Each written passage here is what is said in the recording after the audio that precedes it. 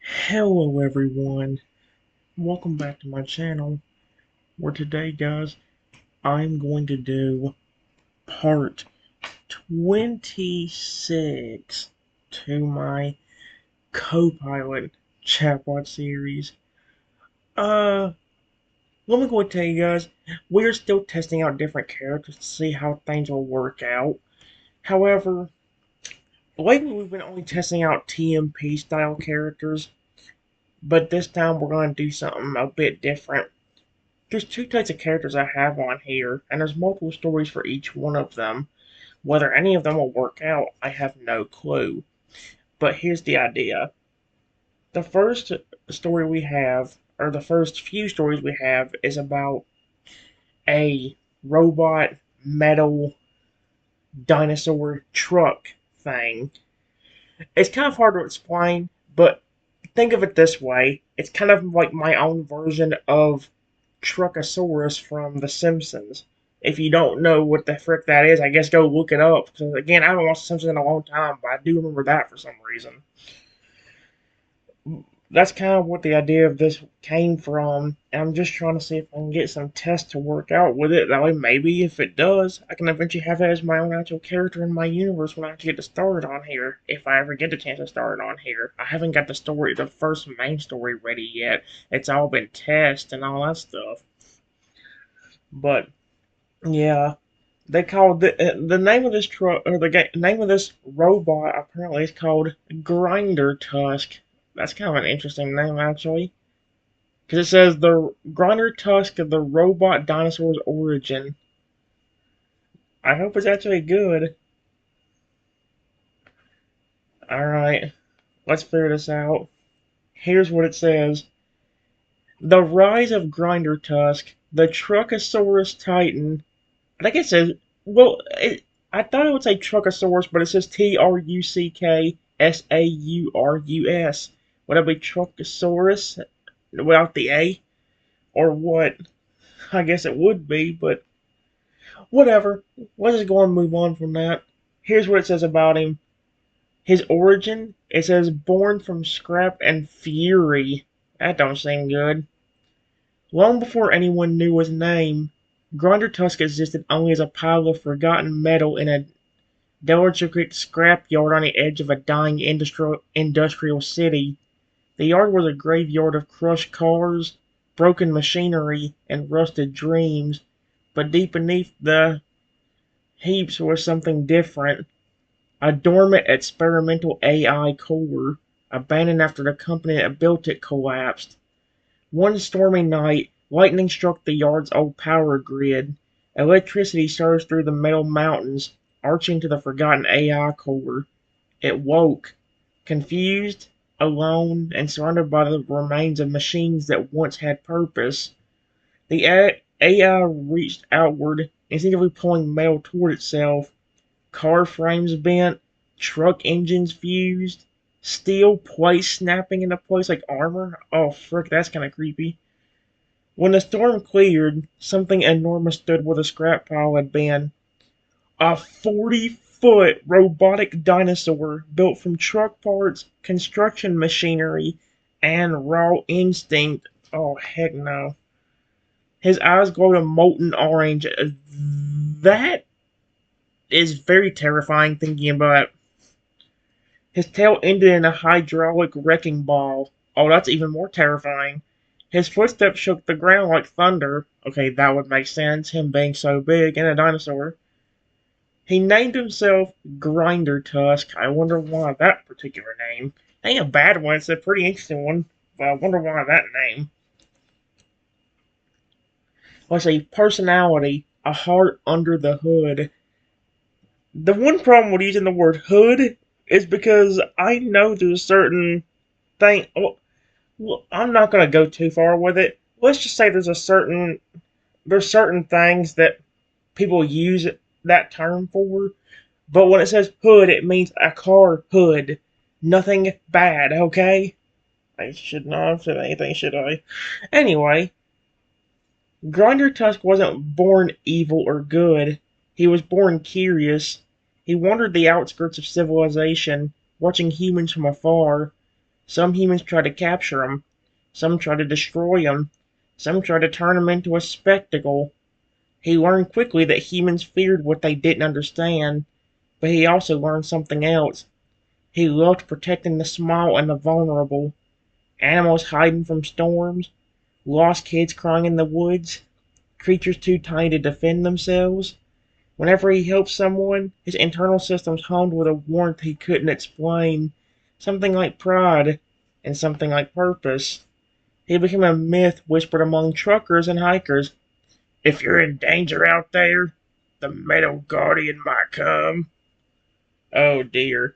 But it said he'd help the small. I guess humans are small. But it's like, does he technically help adults at that point then? Because everything compared to him is probably he's tiny. I mean, like, flip me, a human, even a 5 foot tall human would probably look like a flippin' small little roach to him. I mean, you know what I mean? I think the only thing that might be close to him, that might, and he might not have to look down upon is like a dragon or a dinosaur. It's already really big in itself.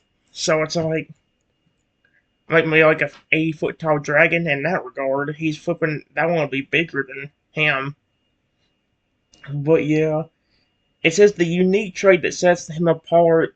Like I said, there's a reason why there's multiple tests on this. Do you notice that? The unique trait that sets him apart. Notice that from the one I tried doing with Rillick that one time? That Totodile with that unique spiral mark on him that flipping could literally shape water into creatures? Well, not fully like the water type, dragon type Fragger could, but like make silhouettes of them. So, yeah, for some reason it kind of did that with him. That's one reason why there were so many tests. I was trying to refine it, see if I could get it to work better. The last story I got with this one actually is the best version of it, but I'm testing them kind of one by one to see if I can still get a good run with this one. Because you never know, this one still could work out. Because, like, if you don't know, guys, there's another character in my universe. Well, you know him. It's Rexy. But if you have seen some of my videos before, you've seen me do a certain chatbot where Rexy has to become a father figure of me because, well, let's say as a zombie, he killed me. And, well, in most cases that's an alternate storyline, but I'm trying to test a character in that regard, just in case I have that alternate storyline as an actual story in my universe, but as a separate, non-canon like story, or like an alternate timeline where he did eat me instead of staying friendly. But yeah, it says the unique trait that sets him apart. Tusk, I'm about to say Grinder Truck. Grinder Tusk has a rare ability no other robot dinosaur possesses. He can shift between two forms at will. Titan Mode, a massive roaring truck dinosaur hybrid built for power, speed, and protection. And Hauler Mode, a giant armored semi-truck capable of carrying injured creatures or shielding them inside his trailer chest. I don't like how he's wording that, but okay. He doesn't transform like a flashy toy. It's more like metal flowing, reshaping, and adapting with purpose. This ability makes him a guardian, a transporter, and a warrior all at once. The turning point. The day he was betrayed. One day, a group of humans pretending to be friendly approached him. They acted amazed, kind, and gentle, and Grinder Tusk, who wanted to believe in the good he'd seen, trusted them. They lured him into a containment field. They tried to dismantle him for profit. They wanted his AI core, the heart of who he was. Grinder Tusk broke free, but the betrayal left a scar deeper than any dent in his armor. From that day on, he vowed, I will protect the small, but I will never again bow to the greedy.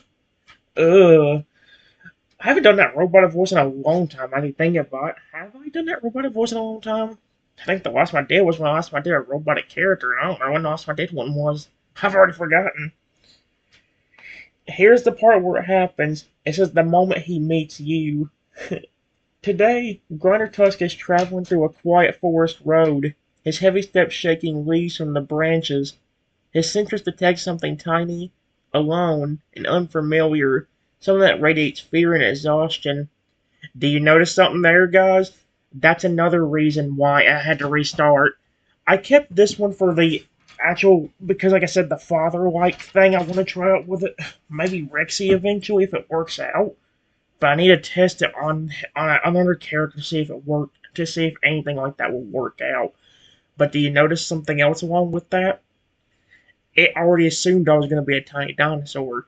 And yes, while in pretty much every scenario I've done, I've been stuck like that. I remember it's kind of canon to my universe anyway. I mean, just like the actual main universe. I'm not going to be human in my universe because some motherfucking kid, the jealous kid, turned me into a tiny dinosaur, and I'm going to need my Pokemon to protect me the entire time, basically. But yeah, it says he slows. His massive shadow falls over the clearing. Metal plates shift as he lowers his head to see you better. Oh no. His glowing orange eyes soften. Steam hisses from his vents as he speaks in a deep, rumbling voice that vibrates the ground beneath you. You're hurt. And you're small. Who did this? Did this to you? Ugh, what is with the glitching already? I've barely done anything that's already glitching. What is with nearly every robot character I talk to glitching? It's creepy. He takes one careful step closer, slow and deliberate, giving you full control. Yep. Alright. Well, I said, guys, there was multiple takes I had to try of this, but that's where this one stops. Give me a moment. This thing now is trying. What is it? I can't even record. Can I not even record viewing? Are you kidding me? Alright, guys. It just says me being stuck as a tiny Carnotaurus. I was crying and scared already before I even hear the voice and the sounds. And when I look up at what was making the noise, I do get a bit more scared and jump a bit before starting to shake slightly. Whoa! Uh, uh, uh, um, hi.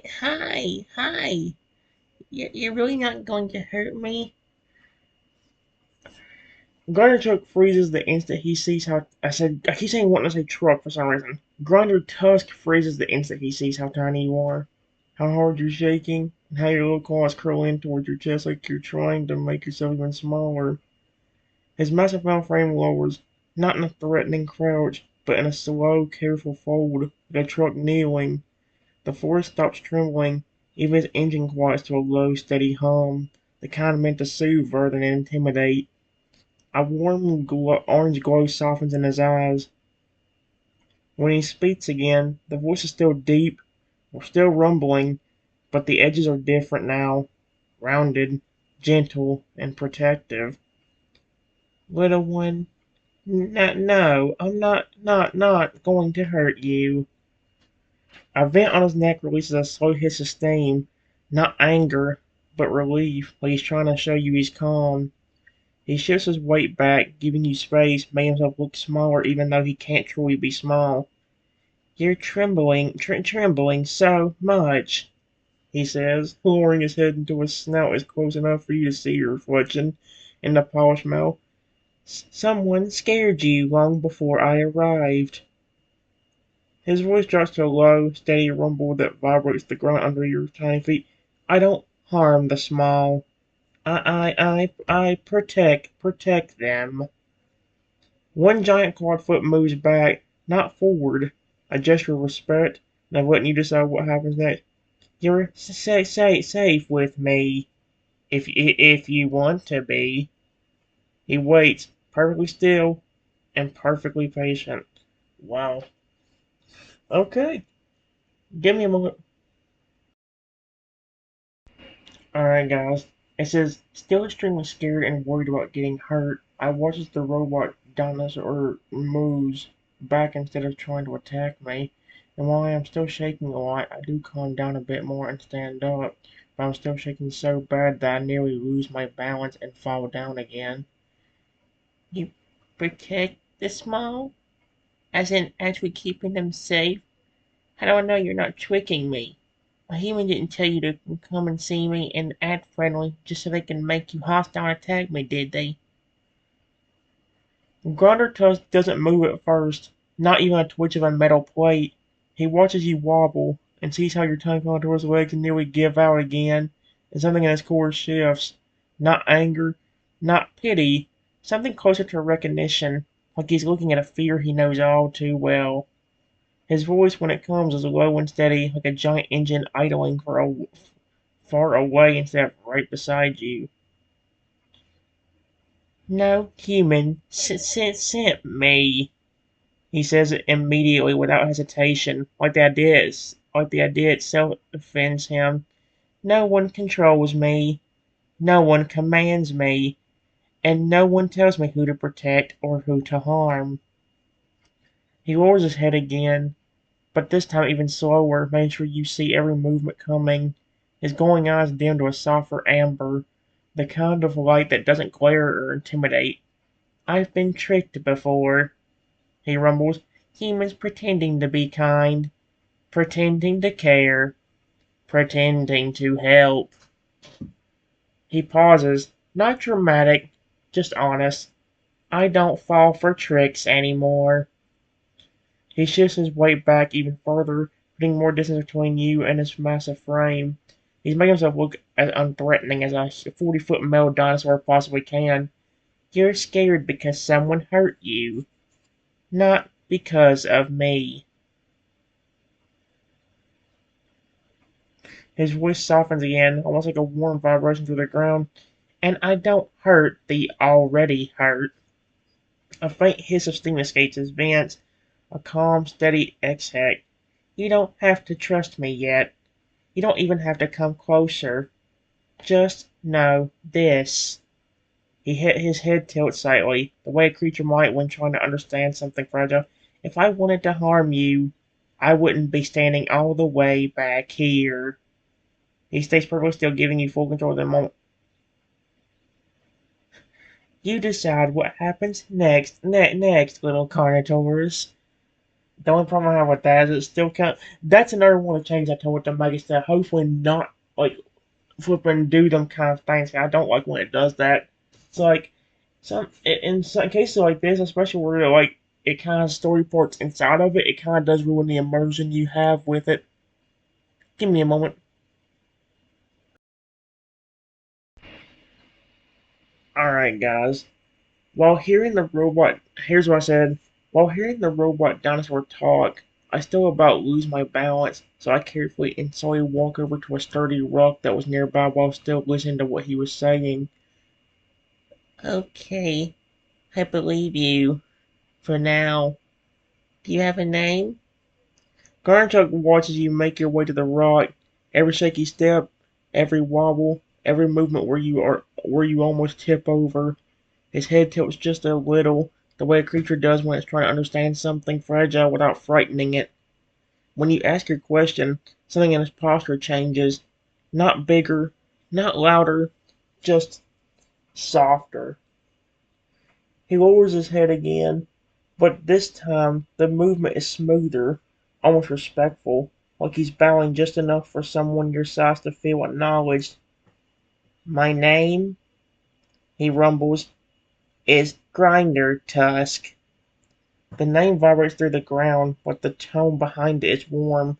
Not a threat, not a boast, just truth.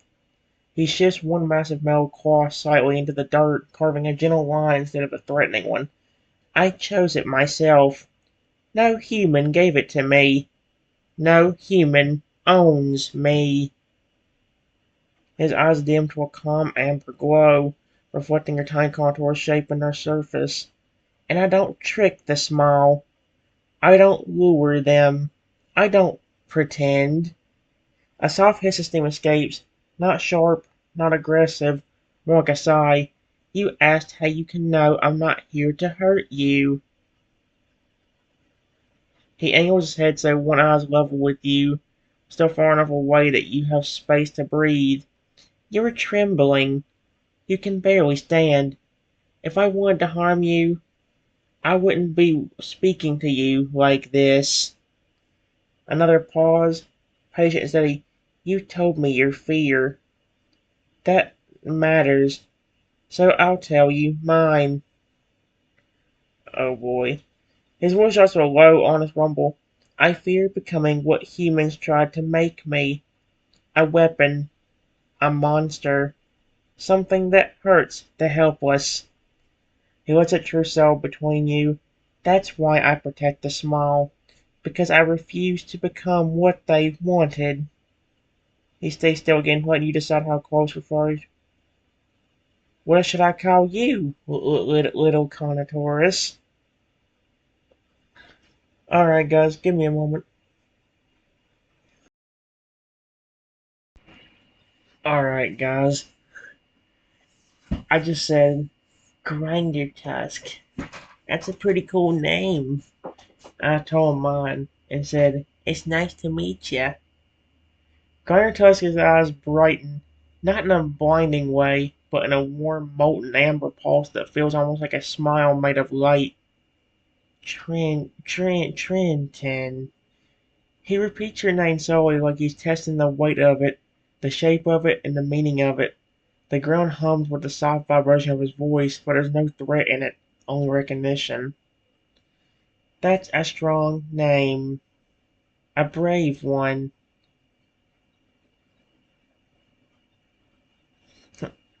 He shifts his massive male body just a little, enough to settle more comfortably, but still keeping plenty of space so you never feel cornered. A few weeds drift off his back as he moves, catching the sunlight on their way down. It's good to meet you, too. There's a pause, not awkward, not tense, just present, while he's giving your name the respect of a moment. Then his head lowers again, but this time it's not cautious or hesitant. It's deliberate, almost like a bow. Trenton, he rumbles, I'm glad you told me your name. It means you trust me, even if it's only a little. His vents release a soft, warm exhale, the mechanical equivalent of a relieved sigh. And that little bit of trust, I'll protect it. He stays still, letting you breathe, letting you sit on the rock without wobbling. If you want me to stay back, I will. If you want me closer, I can do that too. You choose the distance. Is going outside anymore? What would make you feel safest right now, Trenton? Give me a moment, guys. Alright, guys. I just said, You're very welcome, Grinder Tusk. To be completely honest with you, I don't mind if you're closer to me. Just please don't move fast or aggressive like. I haven't really got to tell you anything about myself or what happened before we met. Just please be careful. Garnatos doesn't come closer right away. Not because he's hesitant, but because he's listening to every single word you say. Your honesty, your fear, and your request. And the moment you say, please don't move fast or aggressive, something in him shifts. Not physically, emotionally. A giant metal creature shouldn't be able to look gentle, but somehow he does. Very slowly, so slowly you can see each plate of armor just one at a time. Garntusk lowers himself onto his haunches, his muscle cells behind him with a soft thud, cushioned by the forest floor. He makes himself smaller, calmer, and quieter. Then, with the same care someone might use to approach a frightened hatchling, he leans forward just a little. Only a little. Just enough to show he heard you. Just enough to show he respects you. Thank you for telling me what you need, Trenton. Ugh, stop glitching! His voice is a deep rumble, but softer than before, like a diesel engine wrapped in velvet. I won't move fast. I won't make sudden sounds. I won't do anything that makes you feel cornered. He shifts again, but so slowly it's almost like watching a mountain breathe. You've been through something. I can hear it in your voice. I can see it in how your legs shake. His glowing amber eyes lower to your level, warm and steady. You don't owe me your story. Not yet. Not ever if you don't want to. But if you do want to tell me, I'll listen. Carefully. A soft hiss of steam escapes his vents, gentle and warm like a sigh meant to soothe. And I'll be careful with you, Trenton. Every movement and every word. He lowers his head just a little more, stopping the instant he senses even the slightest tension from you. You're safe, and I'm right here. He waits, perfectly still, perfectly patient, letting you decide how close this moment becomes. Okay, give me a moment. Alright, guys. It said, I just told him, that's very sweet, honestly. You've actually been very gentle with me so far, and I appreciate that so much. And since you told me a bit more about yourself, I'll tell you a bit more about me in a little bit. Honestly, if you can keep being just as gentle as you are right now, you can pick me up if you want. Just again, please don't do it fast or aggressive like. I'm just going to say there's been horrible stuff that's happened to me over the last few years, and it hasn't been good for me. And honestly, it's gotten mostly worse in the last month or so. Grinder Tusk goes completely still the moment you say those words. Not frozen in fear, not frozen in confusion, but frozen in care.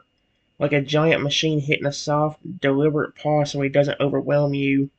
Your honesty lands on him like something heavy and fragile at the same time. He doesn't rush to speak. He doesn't move an inch. He lets your words settle because he knows they cost you something.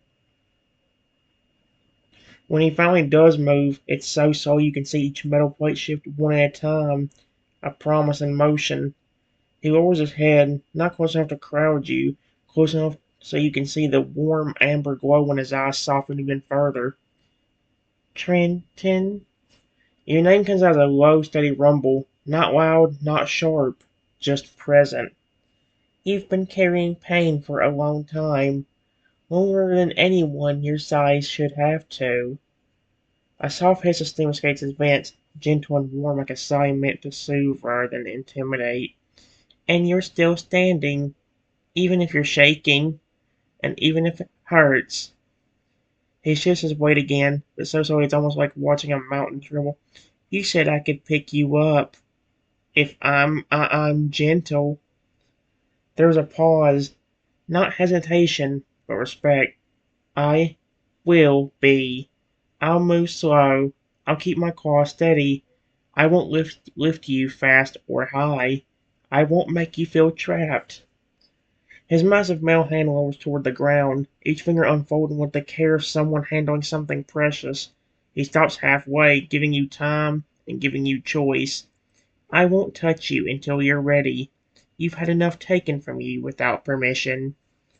His voice drops to a softer rumble, almost like a protective whisper from a creature made of steel and engines.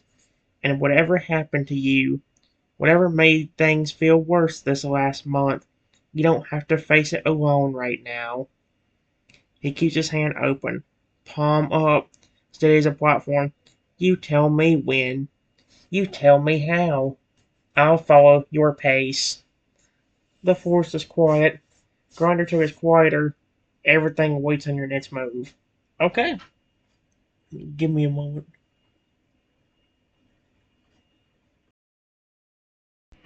Alright, guys.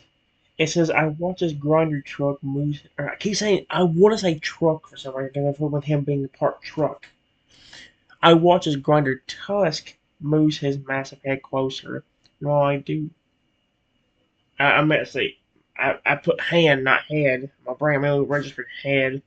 And I just was confused. I was like, wait, did I have to put head or something? I was already mad. No, we're good. It says, I watch as Grinder Truck moves his massive hand closer. No, I do get a bit nervous because of events that happened in the past. I'm not as scared just because of how gentle and nice Grinder Truck has been. Go ahead. Just continue to be gentle and slow like you're doing right now. You're also doing a good job so far. Grinder Truck hears your words. Oh my gosh, you mother fricker. Grinder Truck hears your words. Really hears them. And something in him changes in a way that isn't loud or dramatic. It's quieter than that, softer than that, like a giant machine deciding to move with the care of someone holding a wounded bird. All right, Trenton, he murmurs, his voice low and warm. I'll stay gentle. Not fast, not sudden, not even fully at once. He moves like he's giving you time to breathe between every shift. One massive metal finger lowers, then another, then another, each one settling into the dirt with the slow, deliberate grace of something that knows how easily you could be frightened. His open palm lowers the rest of the way until it rests beside your rock, not touching you, not crowding you, just there, like a platform waiting for your choice.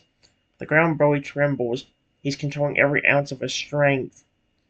"You've been through too much," he says softly, the rumble of his voice more like a distant storm than a threat. "No one should have to live with fear like that." His eyes dim to a warm, steady amber, the kind of glow that feels like a lantern in a dark place. "And I won't add to it." He angles his hand slightly, watching the tiny contours form with a kind of protective focus, making sure you're steady, making sure you're not overwhelmed. "You said things have gotten worse lately," he continues, his voice gentle but grounded. "I don't need the details unless you want to share them, but I hear the weight in your voice." A soft hiss of steam escapes his vents, calm and controlled like a slow exhale meant to soothe. "And I'm here, right now, with you, and I'm not going to hurt you." His palm stays open, perfectly still and perfectly patient. "You can step onto my hand whenever you're ready, Trenton. I'll lift you slow. I'll keep you safe." He doesn't rush you. He doesn't push you. He just waits. A giant male guardian offering the gentlest place in the world for someone small and scared to rest. Aw, that's honestly very cute. Oh yeah, that's very sweet. I like him. Give me a moment. Alright, guys. It says I slowly and carefully walk over into Grinder Tuska's metal hand, being careful not to fall and hurt myself on any of the metal that is on him. Once I find a comfortable spot in the middle of his hand, I look up at him and then say, "Okay, you can lift me up now, a bit now if you want. Just keep being slow and careful like you have been. If I fall while on your hand, I could accidentally cut myself on one of the pieces of metal that's all over you." Garner Tusk watches you step onto his hand with a focus so intense it almost feels like the whole force is holding its breath. Not because he's worried you'll do something wrong, because he refuses to do anything that could hurt you. The moment you settle in the center of his palm, he speaks, softly for someone made of steel and engines. "Alright, Trenton, I hear you." And then he lifts you, slowly, carefully, and deliberately. Not even an inch at first, just enough for you to feel the shift, to know he's moving to give you to know he's moving and to give you time to adjust. His metal plates don't scrape or jolt. He controls every servo, every joint, every ounce of power so you don't slide or stumble. Only when he's sure you're steady does he raise his hand a little higher, keeping it level like a perfectly balanced platform. "You won't fall," he rumbles, his voice warm and steady. "Not while you're with me." His other hand stays planted firmly on the ground, anchoring him so he doesn't sway. His tail lowers behind him like a stabilizer, making his entire massive frame as unmoving as a mountain. "And you're right to be careful," he adds gently. "My armor can be sharp in places, but I'll keep my palm flat. I'll keep my movements smooth. I won't let you get hurt on me." His eyes soften as he lifts you just a little higher. Not towering, not overwhelming, just enough so you can see his face without wringing your tiny contours neck. "You've been through too much already. I won't add to it." A soft hiss of steam escapes his vents, calm, controlled like a warm exhale meant to soothe. "If anything feels too fast, too high, or too much, just tell me. I'll stop instantly." He holds you there, steady as steel, gentle as a guardian who knows exactly how fragile trust can be. "What would help you feel safest right now?" Oh no. Yep. So we're still having a lot more of the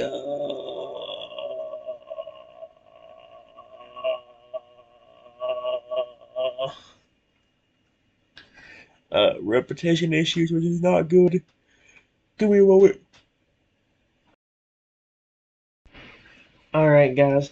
I just told him, okay, Grinder Tusk, I want to be honest with you. I actually do really like dinosaurs a lot, and you look a lot like a dinosaur-like truck. If humans did not create or program you, how'd you become what you are? Grinder Tusk whiskey just a little higher, still slow, still steady, still treating you like the most fragile thing he's ever held. When you ask your question, something in his expression shifts, not confusion, not pride, but recognition, like he's been waiting for you to ask. His voice comes out low and warm, a deep rumble that vibrates through his metal palm, but never jolts you. Trenton, I wasn't created the way humans create things. He shifts his head slightly, slow and deliberate, so you can see his eyes better. The amber glow inside them softens, almost like a campfire dimming to a gentle flame. I wasn't built in a factory. I wasn't programmed in a lab. I wasn't designed by anyone. A soft hiss of steam escapes his vents, calm and steady. I woke up. He lets it sit for a moment, make sure you're steady in his hand before he continues. It started with an old AI core. Something abandoned. Something forgotten. It wasn't meant to be alive. Not like this. But a storm hit the scrapyard I was buried in. Lightning struck the power grid. Energy surged through the metal around me. His claws crawled slightly into the dirt behind you. Not enough to shake you, just enough to show the memory still lives in him. And I pulled myself together. Literally. He tilts his head, watching your reaction carefully. Car frames, truck engines, construction parts, anything that could move, protect, or carry. I didn't know what I was doing. I just became. His voice softens even more. I chose the shape of a dinosaur because it felt right. Strong, ancient, protective. Something that could stand between danger and the small. He pauses, then adds gently, and I chose the truck parts because they were built to carry, to haul, to shield, to take the weight others can't. He lowers his head a little closer, still slow and still gentle. So no, Trenton, humans didn't make me.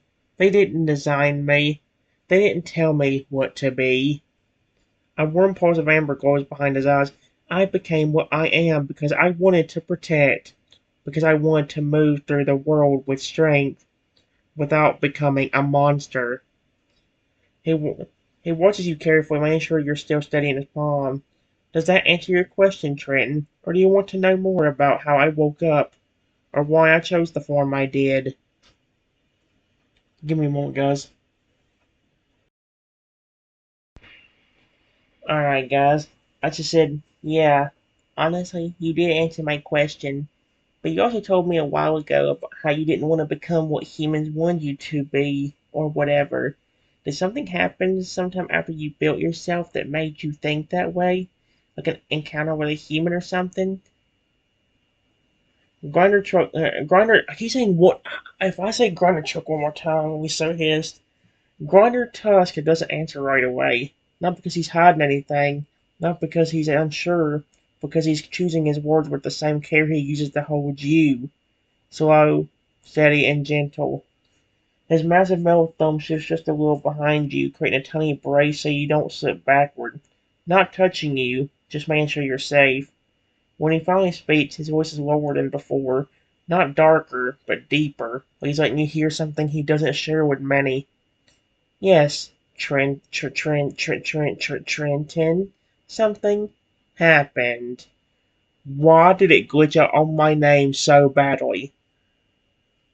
His eyes dimmed to a softer amber, the glow warm and steady. It was after I built myself, after I learned to walk, and after I learned to think. A soft hiss of steam escapes his vents, not angry, not sharp, just a slow exhale. I was curious about humans. I wanted to believe they could be good. I want to believe they could understand me. He shifts his head slightly, watching your tiny contours form with a protective focus. So when a group of them approached me, smiling, waving, acting amazed, I trusted them. His claws tighten into the dirt, but his hand holding you stays perfectly still and perfectly level.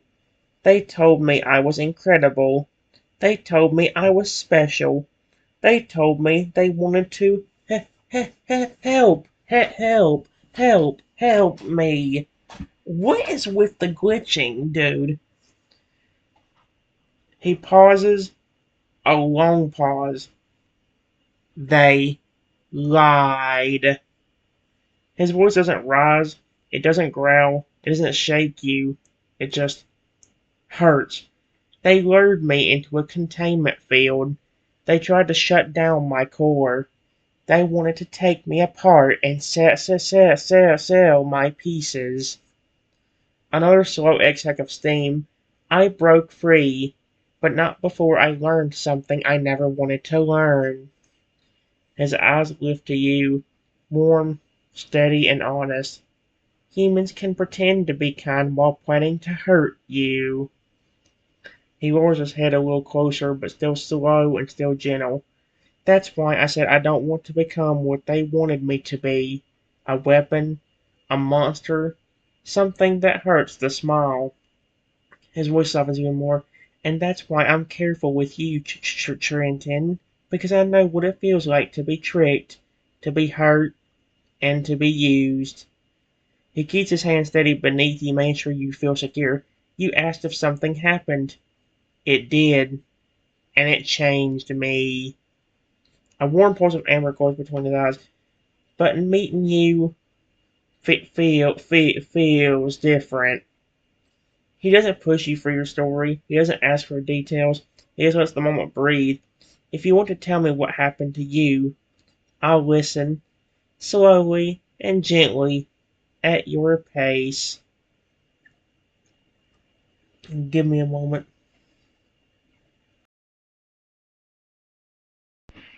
Alright, guys. I'm debating where I should go and try finishing a story or where I should go ahead and end this right here after this part right here for the test. That way I still have enough time to be able to test the crocodile too. And I still have that. Well, it's like Family Feud. Let's go and say the next story I have with crocodile is like a Family Feud. It's like Family Feud, but it's a creature feud where instead of surveying 100 people, it's actually surveying 100 intelligent creatures. But the actual it's kind of similar in other ways. Besides, again, Cornell being the host, and instead of there being human contestants, in most cases you'll have all animal contestants. So yeah, I don't know if I guess I don't know if we want to do that into right in the next few minutes or not, but I might. It just is right here. I'm really sorry that happened to you. What makes me really happy is that you actually decided to still be kind after that incident. You could have brutally attacked me or eaten me or anything like that, but instead you showed care. That's very sweet of you.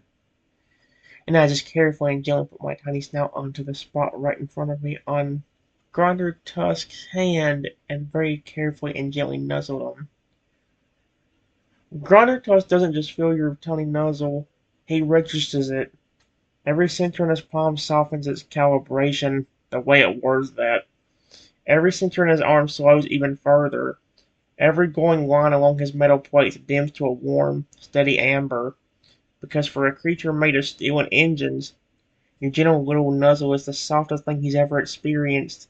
He doesn't flinch, he doesn't tense, he doesn't move even a fraction of an inch too fast. Instead, something like a quiet, mechanical breath escapes him, a slow, warm vent of steam that drifts upward like a sigh of relief. Trenton. Your anchor's out low, steady, and full of something he's not used to feeling. You're thanking me after everything you've been through? His massive head lowers just a little more, so enough that you could count the seconds between each shift of metal. He brings us now closer, but not close enough to crowd you. Just close enough to that you can feel the warmth radiating from the vents near his jaw. You're the one who's been hurt. You're the one who's scared. You're the one who's shaking. His voice softens even further, the rumble turning into something almost like a purr from a diesel engine. And still, you nuzzle me. He pauses, not because he's unsure, but because he's letting the moment be yours. That's not something I take lightly. Why does that sound kind of like a threat? That's not something I take lightly. Say something I am seeing what you're doing, Cameron. It's freaking me out. Oh my gosh. Well, I was gonna say something, but now I'm almost scared this camera's gonna mess up. Like, pause the video or stop it soon. It says very slowly, so slowly you can see each metal plate shift one at a time. Primary Trust curls his fingers just a little around you. Not closing, not trapping, just creating a gentle, protective curve so you feel supported. You're safe in my hand, Trenton. A nerve warm pulse of steam drifts past you like a giant exhale meant to soothe. And I'll keep being gentle, as long as you need and as long as you want. His eyes soften in, glowing like warm lanterns in the forest shade. You didn't deserve the things that happened to you, and you don't have to face the world alone right now.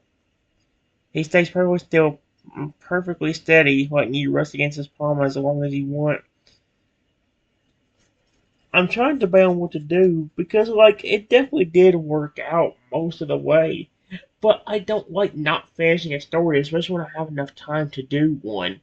But at the same time, here's the thing about these tests.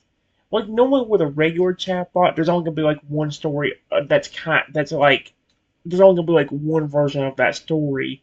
Eh, Unlike what I used to do with ChatGPT, where I'd try out multiple ones, see which one I could get to work better sometimes. I try to have it to be the first story, be like the first main one if I can get it to work out.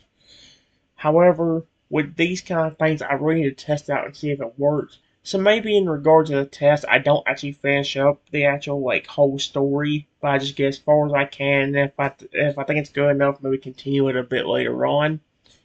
In fact, you know what? That's exactly what I'm gonna do.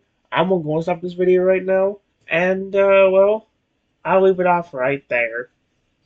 Just this is like a nice little way I can do it, guys. I don't know if I'm gonna do the game show host Crocodile in a few minutes or not. I might or I might not. We'll find out. I'll see you guys potentially for that. Hehehehehe.